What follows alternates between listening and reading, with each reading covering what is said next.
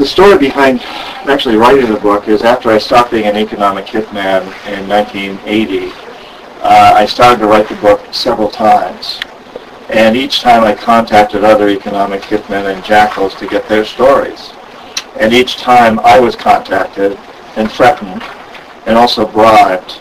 At one point I accepted a $500,000 bribe from a company across the river here, Stone Webster Engineering Company of Boston. And it was a legal bribe. I had a very good resume, and they said they would use my resume in their proposals. And the chairman of the board took me out to dinner. I write about this in Secret History. It's all, I mentioned names and everything.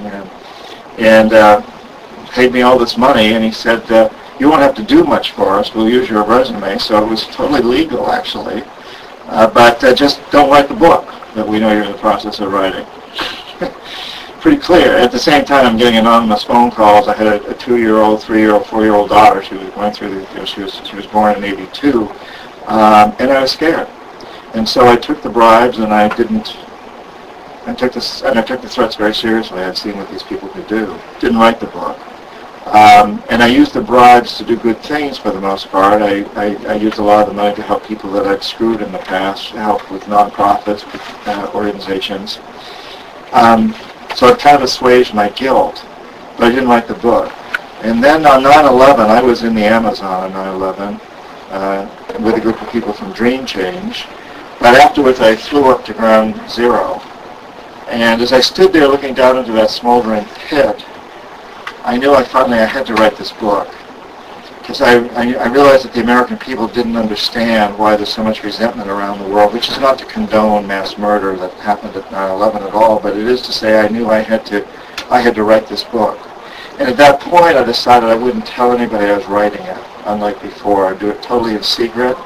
Even my wife and daughter didn't know what I was working on. They knew I was writing something.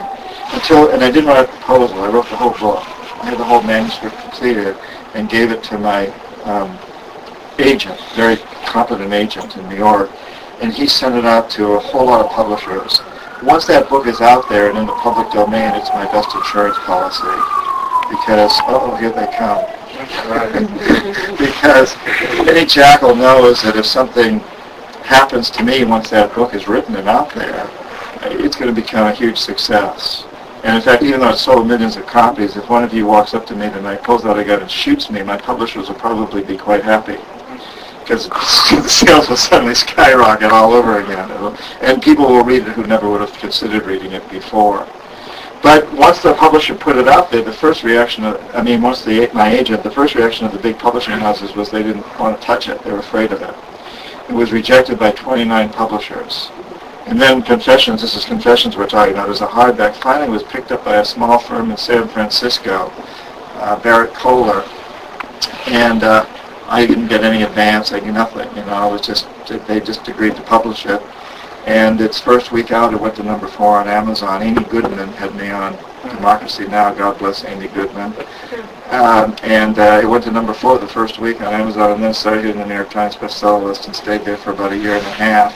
And then the other publishers who'd all rejected it before suddenly weren't afraid of it anymore, and they got into a bidding war with the publisher who bought it, who now owned the rights to it. And eventually Penguin published the paperback.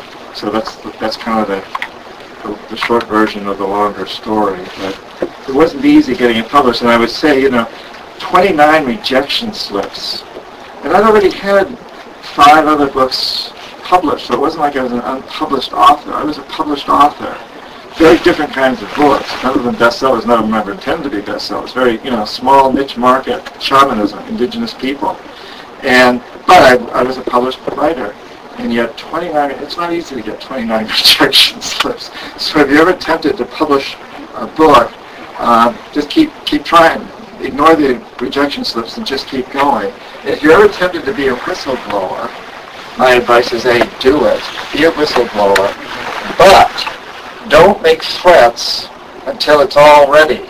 Don't tell anybody you're doing it. The whistleblowers that get into trouble are the ones that let people know that they're going to blow the whistle before they actually have the information out there. The only way to do it is get it all written down, totally, no proposals, no outlines, the whole story, and get it out there, get it to a bunch of publishers, even if nobody's published it. They don't have to bought it. If they've got it, and you let that be known, then that's your safest, that's your best insurance policy. Yeah, okay, good, go ahead, you're up. Sorry, I had a question about, I read in your book, like, what was the date that you went to Ground Zero on 9/11, after 9/11? Like, what do you remember? It was October sometime, right? I think it was October. Could you just comment on the smoldering pile, just like describe that in more detail, like what you saw when you were there? Well, you could smell it. I mean, you could still smell the smoke, gas, and you just really smell it. At that point, you couldn't get very close to it. There were lots of fences around, etc.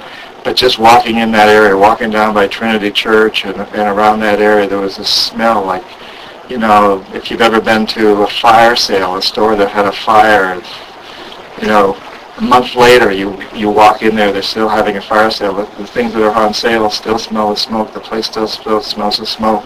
So you could still have, it's still very much that smell that was lingering in the air all around that area. And that was, what date was that? Do you remember at all? It's in the book. I can't recall right now. Okay.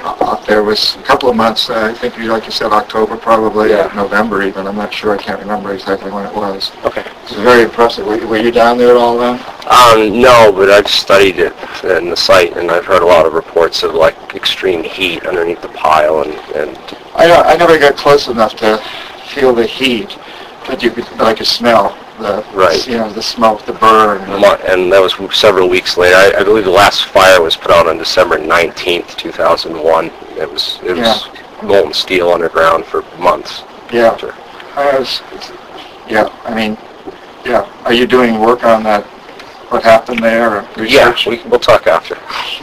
Well, it's certainly an area where we need to do a lot more research. As I mentioned to this gentleman here, I don't have any inside information on what happened at 9/11, but I find the whole thing shocking of how little we've really looked into that, and to accept the idea that a man with a walkie-talkie in the cave and up in the Himalayas someplace could do something like that on his own, I find very, very difficult to accept. And again, I have no inside information, but just, you know, and I've seen all the movies of, you know, the engineers and the implosions and all this stuff, and it seems, it's obvious that we need to do a lot more research, but I don't know that we will. I was in Dallas a couple of months ago and went to the book depository where Lee Harvey Oswald shot Kennedy from, and again, you know, struck by how little we've really truly investigated what really happened there. And did you take a look from the grassy knoll and see how much better vantage point that was? Yeah, and also what I had forgotten and what we don't talk about much is that the House of Representatives actually came to the official conclusion that there was at least a second shooter. And I didn't know that fairly until I'm watching the videos, and the House of Representatives did an investigation sometime afterwards, and they came to the official conclusion that there was at least one other shooter that they seemed to forget about. As did the Parkland Hospital doctors and the autopsy reports. I know. A lot of things that are kept quiet. Who else? Guess in the back of the room with the hat. Yes, you with the hat and the glasses. Okay.